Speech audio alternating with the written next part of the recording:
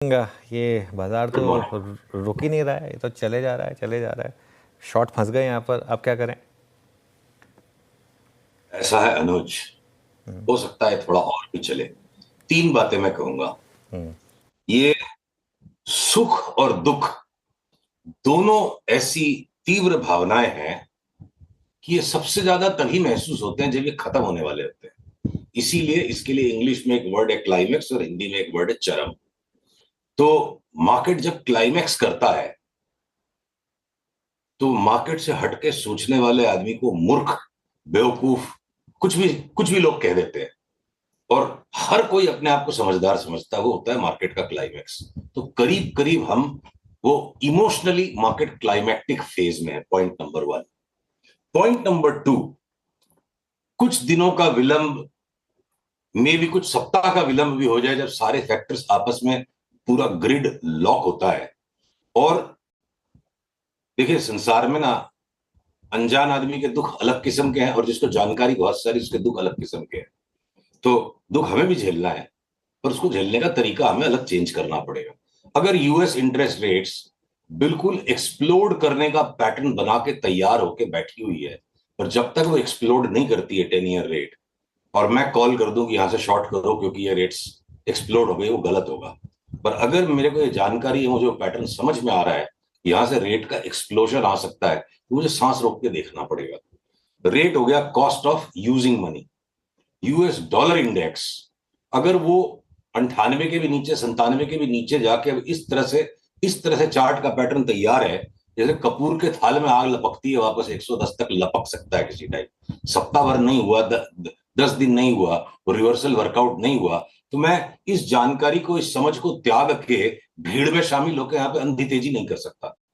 Third point, volatility index US के अंदर जिस हिस्टोरिक रेंज कंप्रेशन में नीचे आके बैठी हुई है, कॉमन सेंस की बात है, पर कॉमन सेंस को लोग भूल जाते हैं जब क्लाइमेक्स आता है, कि रिवर्सल जैसे आते के साथ ये लीप कर सकती है। और यूएस वॉलेटिलिटी इंडेक्स अगर ये वर्कआउट हो जाता है रिवर्सल, तो पिछले 2-3 साल के हाईएस्ट लेवल पे जा सकती है। तो अगला फॉल जो है ना, धड़ाम से आ सकता है। आ जाएगा, बोलने का टाइम अभी आया नहीं है, आ सकता है। तो इतने बड़े खतरे के सामने अब अगर ट्विटर पे लोग उछल कूद मचाते हैं आजकल, वो नया हाई आने वाला है, नया हाई आने वाला है, और मेरे अंदर से आवाज आती है नया हाई आ भी जाएगा तो 500 पॉइंट कमा लोगे, और साल का नया लो आ जाएगा तो 5,000 पॉइंट लग जाएंगे। तो इसलिए अनुज, ये जो बाजार घटता ही नहीं है, ये बाजार रुक ही नहीं रहा है, गिरता ही जा रहा है, ये जो भावनाएं आती है ना, ये भावनाएं हैं। मोमेंटम को देखिए ना, कितने स्टॉक्स ऐसे हैं जिसमें मोमेंटम नया हाई बना रहा है। कितने स्टॉक्स ऐसे हैं जो निफ्टी के अंदर पिछले निफ्टी के हाई के बराबर पहुंच गए हैं। कोवेरिएंसेस जो स्टॉक्स के हैं, उनको कंप्रेस करके इंडेक्स जोर से ऊपर आ गई है, और ज्यादा गेन्स इंडेक्स के बाहर वाले स्टॉक्स में आ रहा है। पिछली बार जब 26,200 पे निफ्टी थी, वहां पे जो स्टॉक्स का स्तर था, उसमें से कितने स्टॉक्स से वापस अपने उस स्तर पे पहुंचे। तो चीजों को देखना होगा अलग तरीके से। और कुछ दिनों के लिए अगर हम रह जाएंगे और बाकी सारी दुनिया समझदार है, तो उस दर्द के साथ समझदार आदमी को गुजरना पड़ेगा। नहीं, वो बात ठीक है, मैं आपकी मानता हूँ। और खैर देखिए, सबका व्यू होता है, उसमें कोई दिक्कत नहीं है। लेकिन कोई एक पर्टिकुलर लेवल है जहाँ पर वो पेन पॉइंट आपको लगेगा कि नहीं, बस अब निफ्टी एक पर्टिकुलर लेवल क्रॉस कर लीजिए। ठीक है, ये बात मैं मानता हूँ, आपकी न्यू हाई में अब कुछ ज़्यादा बचा नहीं है, तो वो आ भी गया तो क्या बड़ी बात है। लेकिन उसके ऊपर कोई एक पर्टिकुलर लेवल है जहाँ लगेगा कि नहीं, वो नहीं है, शॉर्ट ट्रेड में दम नहीं है, मार्केट शायद ना रुके। देखिए, लेवल के विषय में आइंस्टाइन ने एक बड़ी सटीक व्यंग्यात्मक टिप्पणी करी थी। There is no level up to which human stupidity cannot go. तो ये लेवल्स का अब्यूज हम कई बार बात कर चुके हैं लास्ट 1.5-2 महीने में, कि ये level based trading strongly trending market में काम करती है। पर अगर हम लार्जर टाइम फ्रेम को देखते हैं, साल भर के टाइम फ्रेम में देखते हैं, 26,000 से निफ्टी गई 21,000 तक, अब वापस 26,000 के करीब आ गई, तो हमने एक वैली शेप बनाया, यूटर्न बनाया। इस अंतराल में पिछले 26,000 से लेके अब जो हम 26,000 के करीब है, नेट चेंज कुछ नहीं है, तो कोई ट्रेंड नहीं है। आप 8-10 महीने के अंतराल को देखो तो 4 महीने का एक फॉल, 5-6 महीने का फॉल था, और 4 महीने का एक राइज है। 4 महीने का ट्रेंड है, 6 महीने का डाउन ट्रेंड है, तो 10 महीने में कोई ट्रेंड नहीं है। तो यहाँ पे लेवल बेस्ड ट्रेडिंग करना कि जस्ट न्यू हाई आ गया, बहुत सारी और टेक्निक्स को भी यूज करना पड़ता है। तो हम वापस रिपीट करेंगे आज भी जो आपसे पिछले 1 महीने में कर रहे हैं। इंडिविजुअल जिन स्टॉक्स में बहुत ज्यादा मार्जिन है ऊपर बढ़ने की, उनको हम लगातार ले लेके चल रहे हैं और लिस्ट बना के तैयार बैठे हैं कि जब भी ओवरऑल मार्केट का रिवर्सल आ जाएगा तो जिन स्टॉक्स में नीचे घटने की जगह बहुत ज्यादा हम उनको शॉर्ट करेंगे और इंडेक्स में हम बैठ के भी फिलहाल तमाशा देखेंगे। इंडेक्स को मैं भगवान मान लूं, इंडेक्स अगर नया हाई आ जाएगा तो मेरा पोर्टफोलियो बढ़ जाएगा, ऐसा कुछ नहीं हो रहा है इस वक्त बाजार में। बिल्कुल, आइंस्टाइन ने ये भी कहा था कि try not to become a man of success but a man of value, और जो मेरा फेवरेट कोट था उनका। सुशील जी, चलिए इंडेक्स पे तो काफ़ी बात कर ली हमने, स्टॉक स्पेसिफिक यहाँ से आपको क्या क्या अच्छा लग रहा है, कहाँ पर लॉन्ग कहाँ पर शॉर्ट? तो देखिए, जहां पहले हम बैंक निफ्टी को उसका एक विवाद खत्म कर दें, जो छोटा सेक्टर है बैंक्स, तो बैंक्स में हम लगातार मेंटेन कर रहे हैं।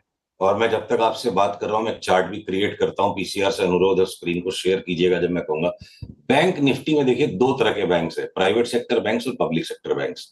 Public sector banks wild margin से प्राइवेट सेक्टर बैंक्स को आउट परफॉर्म करेंगे।